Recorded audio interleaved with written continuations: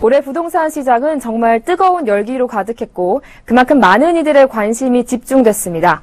주택 거래량은 통계를 내기 시작한 2006년 이후 사상 최대치를 기록했고 청약 시장에서는 실수요자와 투자 수요자 모두의 관심이 쏠리며 수백 대 1의 경쟁률이 속출하기도 했습니다. 신규 분양 물량은 50만 가구가 넘게 쏟아졌는데요. 건설부동산부 양한나 기자와 함께 올 한해 분양 시장을 되돌아보고 또 앞으로의 전망도 짚어보겠습니다. 안녕하세요. 네, 안녕하세요.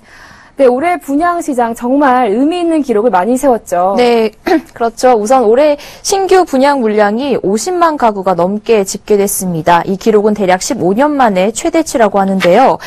바로 작년보다도 56%나 증가한 수치고요. 정부가 청약 제도를 완화해준 덕도 있고 저금리 기조와 전세난 등 주택시장 여건이 나아지면서 이런 호황을 맞았다고 볼 수 있습니다.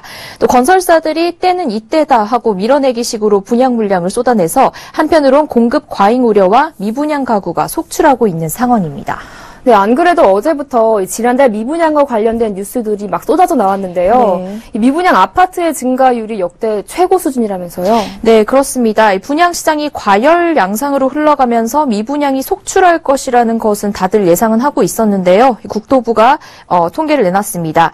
지난달 말 기준 미분양 주택은 49,724가구, 거의 5만 가구 가까이로 집계가 됐습니다. 그 전달에 비해서는 한 달 새 약 54%나 증가한 수치인데요. 미분양이 특히 쏟아진 지역은 역시 최근 분양이 활발했던 수도권 지역이었습니다. 서울이나 경기, 인천 지역은 미분양이 전국 평균 증가율을 크게 웃도는 2만 6천 채가 넘는 수준이었고요. 그중에서도 특히 용인, 김포, 파주와 같은 서울 위성 도시들의 미분양이 두드러졌습니다. 네, 그야말로 부동산 시장의 소화 능력에 한계가 왔다라고도 보여지는데요. 네. 그렇다면 이 미분양 물량 언제쯤 좀 해소가 될까요? 네, 당장 소화되기는 어렵겠죠. 건설사가 자율적으로 조절하는 수밖에 없을 것 같은데 우선 내년 부동산 시장의 여건이 좋지 않습니다. 주택담보대출 심사가 강화되고 아파트 중도금 집단 대출에 대한 1인당 보증 한도와 횟수가 제한이 되죠. 거기다 미국 금리 인상의 여파로 시중은행의 대출 금리가 오를 것으로 예상되기 때문에 주택시장에서 수요자들의 소비 심리가 크게 나아질 것 같지 않습니다.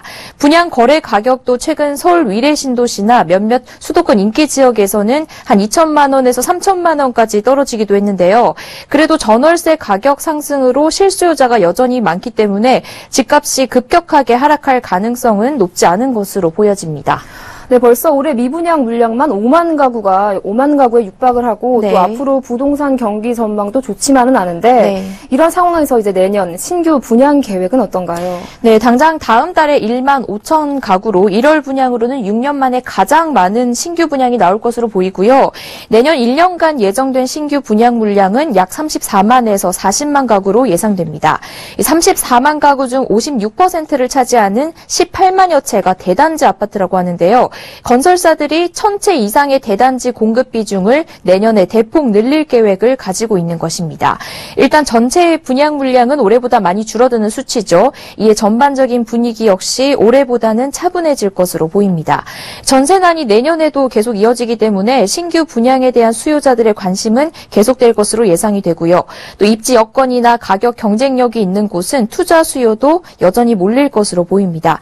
특히 올해처럼 인기 지역이나 단지별로 청약이 쏠리는 현상도 계속될 것이고요. 또 주택산업연구원이 예상을 했는데 내년 주택 매매 가격이 올해 말보다 3.3% 오르고요. 전세 가격은 4.5% 상승한다고 예상을 했습니다. 네, 올해 부동산 시장과 내년 전망에 대해서 보도국 양한나 기자와 함께했습니다. 오늘 말씀 잘 들었습니다. 고맙습니다. 네, 감사합니다.